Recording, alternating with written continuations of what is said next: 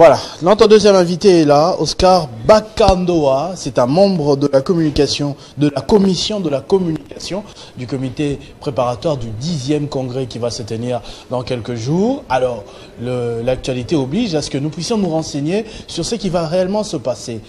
Comment se prépare ce 10e congrès? Qui va prendre part à ce 10e congrès? Quels sont les enjeux? Que disent les textes? Et tout le reste, c'est avec lui que nous allons le découvrir tout à l'heure. Monsieur Oscar Bakandoa, bonsoir et bienvenue. Bonsoir, merci beaucoup et surtout de l'hospitalité. Ah, c'est très bien. C'est toujours le cas à Télé 50. La thématique le dit, la République démocratique du Congo traverse plusieurs enjeux en ce moment, surtout avec l'agression rwandaise. On a décidé de mener la guerre aussi sur le front médiatique, c'est-à-dire que la République démocratique du Congo doit aussi avoir une presse forte, une presse réunie au sein d'une association indépendante, certes, mais qui régule tout ceci. Quel profil, selon vous, serait idéal pour la défense des journalistes en République démocratique du Congo très prochainement? Merci beaucoup Christopher. D'abord, je voudrais expliquer d'abord les contextes dans lesquels ce congrès, ce 10e, est donc convoqué. Selon les statuts de l'Union nationale de la presse du Congo, UNPC, après chaque 4 ans, on doit passer au vote ou à la mise en place de nouveaux animateurs de l'Union nationale de la presse. Alors, ce congrès ici, le 10e, a été d'abord un congrès extraordinaire pour la réforme des textes de l'Union nationale de la presse du Congo. Cela, c'est après des états généraux organisés par le ministère, c'était en 2022, en janvier. À la recommandation 69, on avait parlé donc de la réforme de l'Union nationale de la presse du Congo. C'est en ce moment-là que l'idée était venue de revoir tous les textes de l'Union nationale de la presse du Congo et les adapter par rapport à l'environnement actuel des médias. Voilà pourquoi le comité directeur avait mis en place une commission appelée commission scientifique, composée des professionnels des médias et de scientifiques, notamment des professeurs en journalisme, notamment le professeur Ekambo de l'UFASIC, Séverin Bamani de l'Université pédagogique nationale, le CT Oboul-Okwes. Il y a eu également des avocats qui étaient également associés pour que les travaux se passent normalement.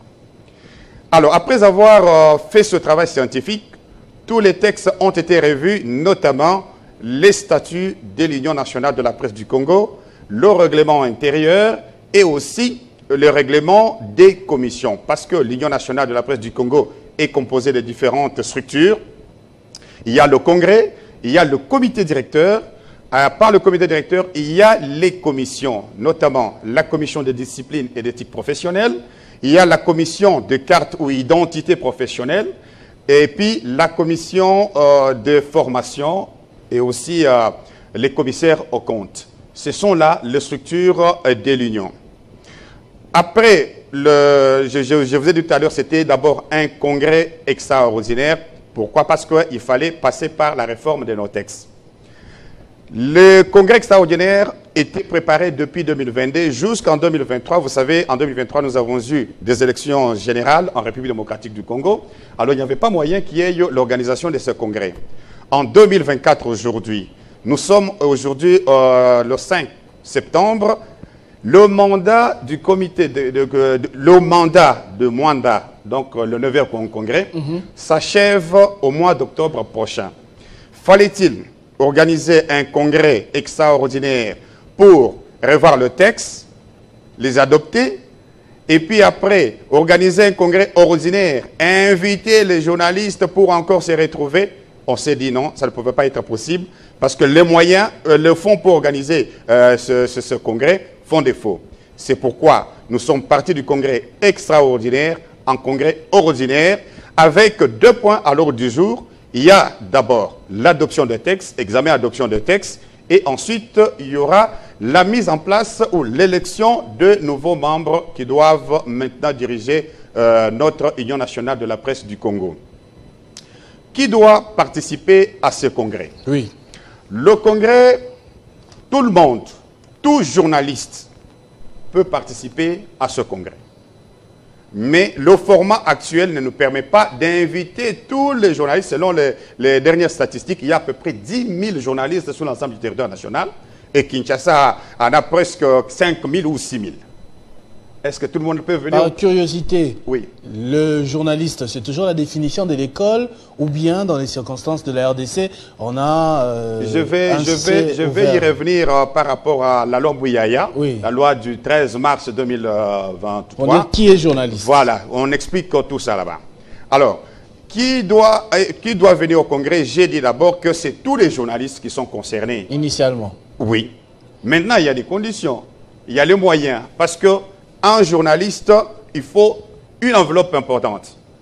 Parce qu'on peut vous prendre au fin fond des Popo-Kabaka. Il faut que vous puissiez arriver, par exemple, à Kenge.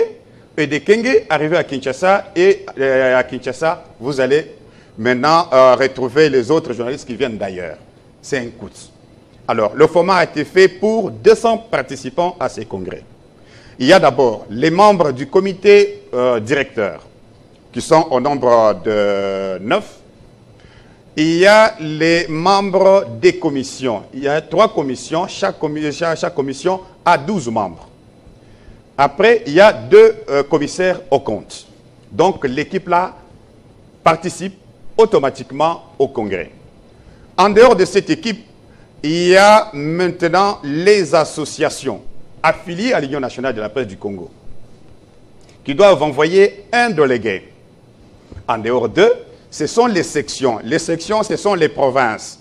Nous avons 26 provinces. Chaque province a un quota. Et ces délégués viendront ici à Kinshasa pour prendre part à ce congrès. Et ces délégués, qui doit les choisir? C'est la section. C'est-à-dire, chaque section va s'organiser pour avoir ces délégués à envoyer au 10e congrès. Nous sommes ici à Kinshasa. Le président sectionnaire de Kinshasa devra prendre des dispositions pour avoir des délégués qui doivent venir au congrès qui se tiendra ici à Kinshasa du 17 au 19 septembre 2024, j'ai bien dit, au centre catholique Nganda. Vous m'avez posé la question sur le statut de journaliste, ou qui est journaliste, je crois que c'était ça la question. Oui, quand vous dites qu'il y en a 10 000, on veut savoir comment quand même vous les répertoriez. La loi Mouyaya a donc explicité les choses. Pour devenir journaliste, pour être journaliste à la République démocratique du Congo, il faut être d'une école de journalisme, comme nous les avons ici, reconnu, les écoles sont reconnues. Et il faut, si vous n'avez pas fait les études journalistiques, il faudra être licencié dans un domaine quelconque. Et d'abord, quand vous terminez dans votre école de journalisme, vous ne devenez pas automatiquement journaliste. Vous devez passer un temps dans une rédaction. Comme nous sommes ici à Télé 50, vous êtes là 2 ans, 3 ans, et après, c'est votre rédaction qui vous envoie maintenant pour chercher la carte à l'Union nationale de la presse du Congo. Parce que nos stations disent quoi? Il n'y a que l'Union nationale de la presse du Congo qui attribue la carte ou l'identité professionnelle. Ce n'est pas quelqu'un qui se réveille le matin, il prend son téléphone, il se met là-bas, il commence à insulter les gens, il se dit journaliste. Non. On a écossé des choses de sorte qu'on donne quand même des lettres de noblesse à cette profession. On a vu des gens qui se réveillaient le matin, ils font une association comme on dit, les musiques. Ils seraient tout bon, demain nous serons sur le plateau de Télé 50. Ils viennent, ils font du bruit ici, et partout là où on est, ce sont des journalistes. Alors, on doit mettre fin à ces histoires-là. Alors, revenons au congrès, parce que... Sur les 10 000, pour revenir au calcul, combien vont prendre part à ce congrès-là, selon le format que vous organisez? Je dis le format du 10e congrès. C'est le congrès de la Renaissance de l'Union nationale de la presse du Congo. Il y a 200 participants qui viendront de toutes les provinces de la République démocratique du Congo. En termes, dans notre jargon de l'UNPC, nous parlons des sections. Alors, ils viendront de là. Et pendant ce temps, il faut signaler que on a déjà clôturé les dépôts des candidatures et nous sommes aujourd'hui à la phase de traitement. Nous attendons une... Vous avez reçu combien de candidatures? Non, je ne suis pas dans ce secteur-là. Okay. Moi, je suis de la commission de communication. Nous attendons la décision qui sera prise par le comité directeur pour la mise en place de la commission, une autre commission qui devra examiner tous les dossiers et nous présenter maintenant la liste des candidats retenus. Alors, il y a une possibilité là-bas, c'est parce que il y aura d'abord une liste provisoire. On peut avoir oublié un nom parce qu'il fallait envoyer, déposer les documents au niveau du secrétariat général de l'Union. Il fallait envoyer ça par email, des fois par d'autres canaux qui pouvaient nous amener tous ces dossiers-là au niveau de l'INPC. Alors, le comité qui sera mis en place devra d'abord identifier toutes les candidatures, publier la liste. Ceux qui ne seront pas sur cette liste pourront faire recours. C'est en ce moment-là qu'on pourra maintenant avoir une liste définitive de ceux qui feront partie de Vous ne faites pas partie de la commission qui reçoit les candidatures, mais vous connaissez quand même les critères de ceux qui doivent postuler. Dites-nous, pour être président, hein, les différents critères aussi qui sont exigés. Bien.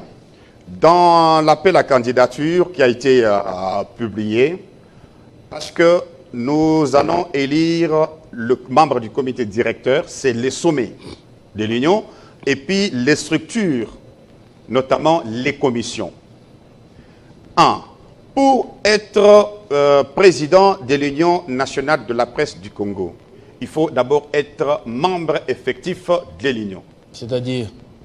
C'est-à-dire que vous avez la carte de l'UNPC, la carte professionnelle, c'est ça. Vous cotisez? Cotiser, nous avons un problème de cotisation ici, bon, on va en parler, okay. Parce que les journalistes n'aiment pas cotiser. Quand on parle de cotisation, là on s'abstient. Ah oui, mais quand il y a une activité, là tout le monde arrive. Mais les cartes, on les vend? Les cartes sont vendues, mais dans des structures sérieuses, on vend la carte de l'UNPC. Notre dernière carte de 2020-2021 revenait à de 20 dollars américains et la cotisation était de 20 000 francs pour toute l'année. C'était ça. Alors, il faut être membre effectif de l'Union nationale de la presse du Congo et il faut avoir une expérience de 15 ans pour un membre du comité directeur et 5 ans pour les membres des autres commissions. Et il faut être de nationalité congolaise et il faut avoir une résidence en République démocratique du Congo. Alors, ce sont là les quelques critères et je crois qu'on a déjà dépassé cette étape-là parce que toutes les candidatures ont été déjà déposées. Nous attendons qu'on les déballe et qu'on nous donne la liste. Donc, pour être président de l'Union, et aujourd'hui, ce que nous voulons, c'est quoi? L'UNPC devra avoir des dirigeants responsables. Des dirigeants, d'abord, on ne veut pas avoir un dirigeant qui a faim. Un dirigeant qui n'est pas disponible pour servir. Nous avons besoin de quelqu'un qui est en mesure, d'abord, qui travaille. On connaît son professionnalisme. On connaît son engagement par rapport aux objectifs de l'Union nationale de la presse du Congo. C'est une catégorie comme ça dont nous avons besoin au niveau de la direction de l'Union nationale de la presse. Il y a aussi une autre situation. On a l'impression que les journalistes, que ce soit à Kinshasa ou en République démocratique du Congo, ont parfois l'habitude de se passer de l'Union nationale pour la presse du Congo. On a l'impression que ce n'est pas suffisamment respecté comme comparativement dans d'autres secteurs, chez les avocats ou chez les médecins, chez les architectes, où il y a des ordres, où il y a des punitions, où c'est respecté. Mais au niveau de la presse, que ce soit le gouvernement ou que ce soit les journalistes eux-mêmes, on a l'impression qu'on saute parfois l'UNPC comme si c'était juste une mutualité. C'est une ignorance de la part de ceux qui se comportent ainsi. Vous savez, vous avez parlé de l'ordre des médecins, ordre des avocats. Et ici, dans le journalisme, nous avons une profession transversale. Nous avons toutes les disciplines, tous les domaines possibles qui viennent. Parce que la loi nous dit, tu as fait le journalisme, l'autre a fait le droit, et on se retrouve dans la profession. C'est ça la différence. Parce que quand vous êtes médecin, les médecins, tous ont fait la même filière. Et aujourd'hui, là, nous sommes Nous avons fait des filières différentes. C'est là où se pose le problème. Et je sais, avec la nouvelle équipe de l'Union qu'on va mettre en place au soir du 19 septembre, nous allons voir ce qu'il faut faire pour que nous puissions d'abord nous donner nous-mêmes des valeurs. Et regardez aujourd'hui, aux journalistes, quand on attend journaliste, je crois que vous avez déjà couvert des activités au niveau du Palais du Peuple. Il faut voir comment les jeunes gens se comportent. Est-ce qu'on peut donner de la valeur à des gens comme ça? Il y en a même qui disent, on parle de journalistes, non, pas ces gens-là. Ils viennent seulement pour chercher l'argent. Alors nous ne voulons pas ça. Nous voulons qu'aujourd'hui, quand un journaliste se présente, on dit c'est tel, non, on vous doit du respect. Pas, ah non, il faut le laisser. C'est donc ça. Donc le 19 septembre, nous allons avoir un nouveau président de l'UNPC, un nouveau président de l'UNPC. Tout le comité directeur sera connu et tous les membres des commissions et commissaires aux comptes seront connus. Le vote aura lieu à Kinshasa. Ici à Kinshasa, j'ai dit... dans un cadre déjà établi. Ça sera au centre catholique Nganda. Là où s'est tenu les travaux, juste après les états généraux, tout à fait. De 2022. Oui. Parce qu'au centre Nganda, le congrès de la refondation de 2004 s'était également tenu là-bas. Là, c'est le congrès de la Renaissance. Renaissance de l'Union. Merci beaucoup, monsieur Oscar Ba Kandoa, journaliste, mais aussi membre de la commission de communication du comité préparatoire de ce 10e congrès de la Renaissance de l'Union nationale de la presse du Congo. Merci beaucoup. On va terminer notre Kinshasa Direct avec un tout dernier dossier avec Jeanne Lompepe qui va commenter l'actualité sur ce qui s'est passé à la prison centrale de Makala et tout ce qui en découle aujourd'hui.